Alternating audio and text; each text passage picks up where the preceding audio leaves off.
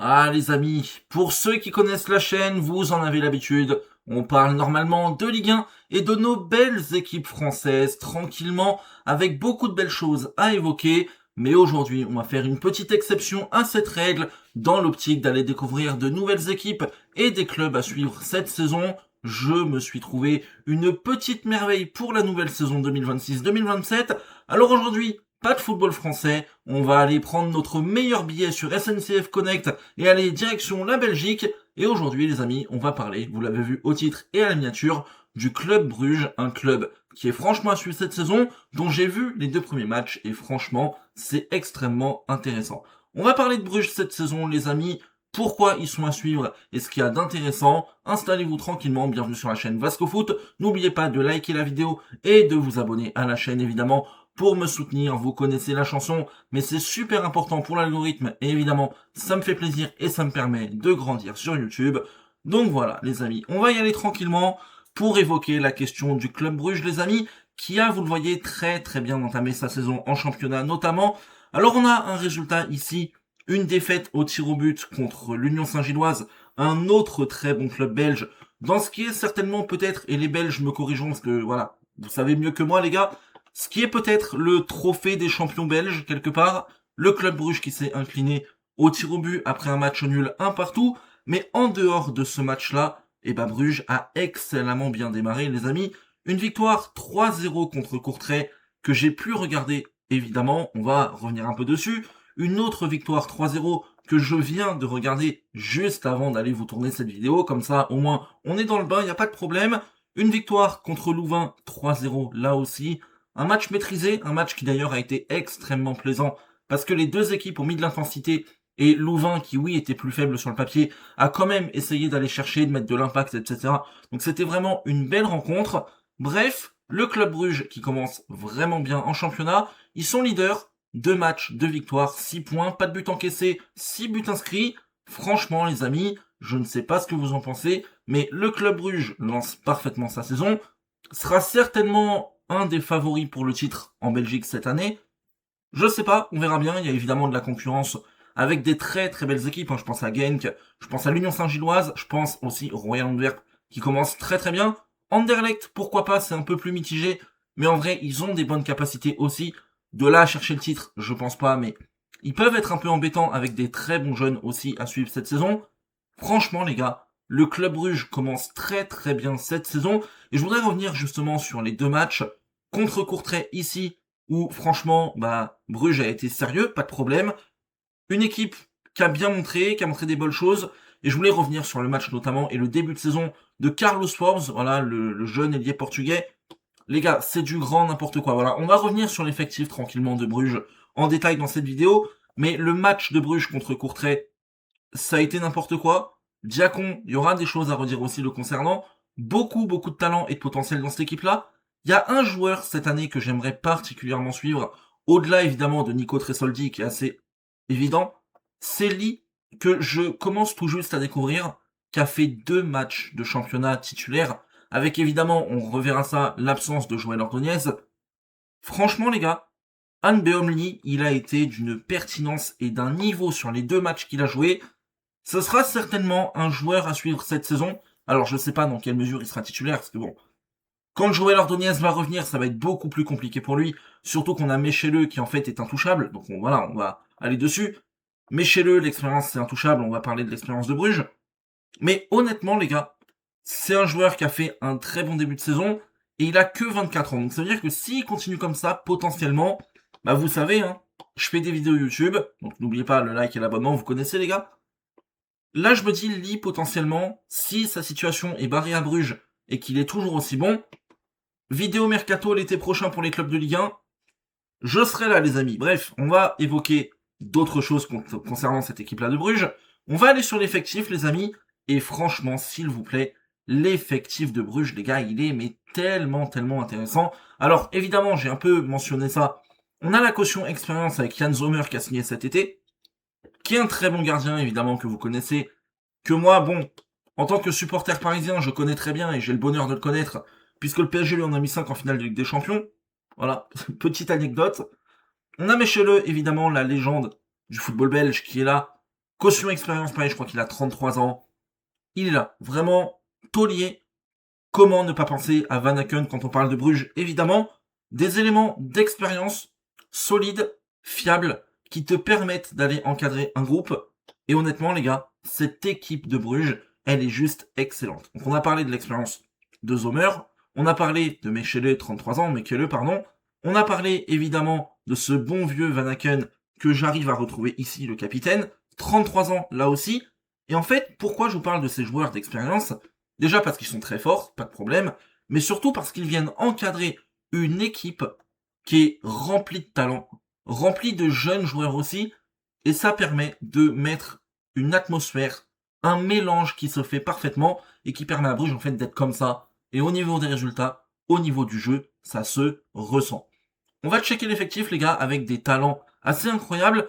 J'ai évoqué le cas de Joël Ordonez, évidemment, qu'on a évoqué sur la chaîne à plusieurs reprises pour l'épisode à l'époque de La Pépite du Jour, une petite série qu'on avait fait tranquillement. On a évoqué aussi un potentiel transfert à l'OM. Aujourd'hui, il vaut 33 millions d'euros. Autant vous dire que l'OM, bon, c'était déjà très compliqué. Là, c'est mort de chez mort. Peut-être au Paris Saint-Germain. Moi, c'est une piste honnêtement que j'aimerais. On sait que le PSG potentiellement cherche un joueur qui peut jouer central et latéral droit. Joël Ordonez peut le faire, les amis. Moi, c'est un joueur que j'ai beaucoup vu jouer pour les vidéos YouTube aussi, notamment. Très agressif, bon techniquement. C'est un joueur qui, pour moi, en plus, avec sa polyvalence, est extrêmement intéressant. Et à 22 ans seulement, il est en Belgique. Il est prêt, je pense, à faire le grand saut. En ce moment, il est blessé.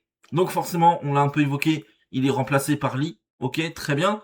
Mais on a d'autres éléments du côté de Bruges qui sont super intéressants. On a des jeunes, notamment les latéraux, Joachim Seyss et Kyrian Issab, qui sont franchement deux éléments assez intéressants, des latéraux qui sont notamment, d'un point de vue athlétique, plutôt pertinents, mais surtout techniquement qui sont bons, les gars. Et franchement, ça me fait plaisir. On peut imaginer peut-être pour Seyss et Sabé une trajectoire intéressante, peut-être un transfert l'été prochain intéressant, on verra bien.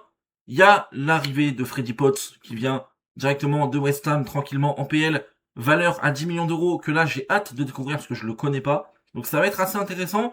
On a évidemment le bon vieux Félix Le Maréchal, un gars qui est passé par Brest, par Strasbourg, par Monaco en Ligue 1. Il a que 23 ans les gars, pareil milieu offensif, palette technique, c'est vraiment un effectif très intéressant du côté de Bruges. Et là, j'aimerais évoquer la palette offensive de ce club, parce que les gars, c'est pas possible. Vraiment, sincèrement, Bruges, l'effectif est intéressant, on va parler le mercato, la manière de jouer, le pressing, etc. La palette offensive de cette équipe-là, les amis, qu'est-ce que c'est que ce truc? Parce qu'on a, ici, Mamadou Diakon, qui a quand même bien performé cette saison au niveau des stats. Il fait passe D contre Courtrai, très bien. On peut parler aussi de ce match-là contre Louvain, avec pareil, le pressing, la continuité, Bruges qui a fait un vrai bon match. Qu'est-ce qui s'est passé?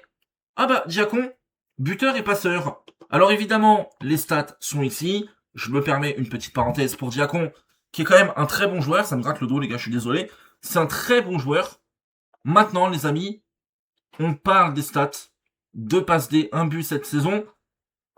Oui, il est remuant. Oui, c'est un élément d'une vraie bonne qualité pour le coup. Mamadou Diakon, il a la vitesse, il a la technique, il a honnêtement une vraie qualité de dribble aussi. Maintenant, au niveau du dernier choix, c'est peut-être un peu plus compliqué. Maintenant, on va quand même avoir un peu de clémence. Il a 20 ans. Il vient d'arriver. Les amis, enfin, il vient d'arriver. Quasiment, mais il est tout jeune. Faut qu'il s'acclimate. Et honnêtement, les amis, quand on voit un gars comme Mamadou Diakon, qui a 20 ans, qui a autant de qualité de vitesse, de dribble, de percussion, c'est juste impressionnant. Il doit améliorer le dernier geste et le dernier choix finalement, mais c'est super intéressant. Évidemment, je peux parler de Roméo Vermont, qui a 22 ans seulement, qui est un très bon buteur belge aussi. Donc c'est super intéressant en rotation. Et pourquoi on parle de rotation? Parce qu'en attaque, on a deux malades mentaux littéralement. Déjà Nicolo Tresoldi, qui est évidemment annoncé comme un énorme crack. Et honnêtement les gars, bah c'est juste justifié parce que le gars décroche parfaitement, il va très bien utiliser le ballon, il va toujours arriver le premier, il va bien finir, il met des buts. C'est du grand n'importe quoi, coté à 25 millions d'euros. Lui pareil, quand il partira, on a Solis qui est parti à Arsenal. Lui quand il va partir, ce sera une belle somme aussi, ce sera un beau club aussi. Ça va être un des futurs transferts, peut-être l'année prochaine, à suivre. 2 matchs, 2 buts cette saison. bon, autant vous dire qu'il est parti sur des bonnes bases et qu'il est prêt à performer. Tresoldi, c'est quand même un élément d'une énorme qualité. Qualité technique, bonne taille, bonne finition, bonne capacité de déplacement. On verra bien ce que ça donnera au niveau de son futur transfert. Mais ce qui est certain, c'est que c'est un vrai bon joueur de football. Et aussi, je voulais souligner ce monsieur-là, Carlos Forbes, que j'ai déjà un peu évoqué dans cette vidéo. Coté à 20 millions d'euros, 22 ans les gars. C'est un ailier droit, mon gars. Je sais pas comment c'est possible de courir aussi vite, parce que c'est du grand n'importe quoi. Ce gars, Carlos Forbes, les amis, cette saison ce sera à suivre. 2 matchs, un but, une passe décisive. Et surtout, en fait, à chaque fois qu'il a été trouvé, il fait le bon déplacement. Il part dans le dos du défenseur, il est jamais hors jeu, c'est du grand n'importe quoi. Il est passé par l'Ajax, hein, si je dis pas de bêtises. Il est portugais, très bien. Il fait une grosse saison. Honnêtement, les gars, peut-être que l'année prochaine il restera ou qu'il partira, je ne sais pas. Mais si jamais il y avait un transfert, je serais pas étonné que ce soit là aussi intéressant et à un prix franchement assez élevé, peut-être du côté de la Première Ligue. Mais Carlos Forbes, il fait un gros début de saison et c'est juste assez incroyable. Moi je pense que sincèrement le club Bruges cette saison est un club à suivre et il y a autre chose que je voulais aborder au-delà du début de saison et de l'effectif, c'est aussi la manière de jouer. Parce qu'en fait vous vous rendez peut-être pas compte, moi j'ai vu les 2 premiers matchs en championnat, Bruges, techniquement c'est une équipe qui honnêtement a un standard élevé, donc déjà c'est super intéressant de voir une équipe qui sait poser le ballon, qui arrive à bien jouer, les petits déplacements, les petites transitions que tu peux faire rapides, mais aussi les petites phases de possession où tu poses le jeu. Tu fais des petites touches ici et là, un jeu en triangle à 3. Vraiment, Bruges est capable de beaucoup de choses techniquement, au-delà de ce joueur-là, évidemment, Carlos Forbes. Je veux parler de Bruges, qui franchement est une équipe techniquement très bonne. Le classement, on n'est pas étonné les gars. S'ils ont fait 2 victoires, 3-0, c'est pas surprenant. Comme je l'ai dit, une équipe techniquement qui est très bonne, très salty, les latéraux, Seyss, et aussi, j'ai oublié le nom de l'autre latéral, je suis désolé, un petit trou de mémoire, Seyss et, comment s'appelle-t-il? Et Sabé, excusez-moi. Donc des latéraux techniques, très soldy techniques, Carlos Forbes avec sa vitesse évidemment qui est très intéressant. J'ai pas besoin de vous expliquer que Van Aken au milieu de terrain, niveau maîtrise technique, on est très bien aussi. Donc c'est une équipe intéressante, mais ce que j'aime beaucoup aussi, c'est qu'ils sont vraiment capables de partir en transition. On a évoqué Carlos Forbes, on a évoqué Mamadou Diakon, 2 joueurs très rapides sur les ailes, qui te permettent d'aller vite justement dans le dos de la défense, d'avoir des transitions, d'être une menace permanente. Et surtout, les gars, moi, vous savez, je suis supporter du PSG. Donc évidemment, tout ce qui va être transition, je connais, phase de possession, je connais, et le pressing, je connais. Mais justement, on parle de cette équipe de Bruges, de cet effectif-là, c'est une équipe, les gars, qui arrive à bien presser son adversaire aussi. C'est intéressant, ils mettent de l'intensité, alors évidemment c'est le début de saison, ils doivent monter en puissance, etc. Mais ils mettent l'intensité, c'est une équipe qui est capable de partir en transition, de maîtriser techniquement son ballon, de faire des pressings assez intéressants. Franchement les gars, c'est une équipe qui est très complète. Et une autre raison pour terminer cette vidéo de pourquoi il faut suivre le club Bruges cette saison, les amis, c'est pas compliqué. Vous avez le championnat belge ici, le Jupiler Pro League, que je vous montre ici, parce que si j'appuie pas sur le bouton, ça va pas le faire. Le Jupiler Pro League, les gars, le championnat belge, c'est quoi ce truc? Parce que sincèrement, faut qu'on en parle 2 minutes. C'est un championnat d'une qualité. Vraiment, c'est pas pour dire que c'est le meilleur championnat du monde, ça ne l'est pas. Mais honnêtement, vous avez des équipes qui sont joueuses, vous avez des équipes qui ont envie d'aller vers l'avant, vous avez des coachs compétents de qualité, vous avez aussi les commentateurs sur DAZN qui sont très sympathiques, et on apprend aussi un peu le langage belge du football avec des expressions qui diffèrent un peu de la France, donc c'est assez cool aussi.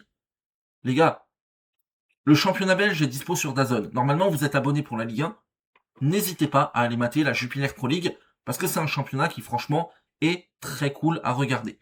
Et pourquoi c'est très cool à regarder? C'est aussi parce que ce championnat belge, et Bruges, par son effectif, n'y échappe pas, avec, notamment, je l'ai pas évoqué, mais Yann Virgili qui a signé, qui est un vrai gros coup, il arrive, il est né, il a été formé à Barcelone aussi, surtout. Il arrive en provenance de Majorque, jeune espagnol de 20 ans, c'est super intéressant. Pourquoi je vous parle de ce joueur-là à Bruges, mais aussi du championnat belge? C'est parce que, les gars, la Jupiler Pro League est une terre de talent. Mais vraiment, sincèrement, quand vous avez des anciens grands joueurs ou alors des futurs grands joueurs qui sont là, que vous voyez, vous faites une trace dans leur carrière, il y a quand même beaucoup de chances qu'il soit passé par la Belgique. C'est le cas notamment de Pacho du PSG. Oui, Paris l'a cherché à Francfort, mais faut pas oublier un truc, c'est que Francfort a été le chercher à Antwerp en Belgique. Désolé pour la prononciation les amis belges. Donc c'est super intéressant. Malik Fofana, avant d'aller à Lyon, faut pas oublier qu'il vient de Genk, un club belge, et un autre exemple de ce qui était à l'époque à Lille, un des tout meilleurs neufs du championnat, et qui était juste monstrueux, à Charleroi, on avait littéralement les gars Victor Osimhen. Donc finalement, la Jupiler Pro League est un championnat super intéressant à suivre, je vous encourage à le faire, et je vous encourage évidemment, au-delà de ces clubs-là, de suivre le Club Bruges, qui est premier du classement, qui a une équipe super intéressante entre l'expérience et la jeunesse. Ça fait comme ça, les résultats sont au rendez-vous, le jeu est plutôt propre, donc franchement, foncez et régalez-vous. C'était Vasco Foot les amis, n'oubliez pas de liker la vidéo et de vous abonner à la chaîne. On se retrouve très bientôt pour du nouveau contenu. Je vous souhaite une excellente journée, à très bientôt, salut.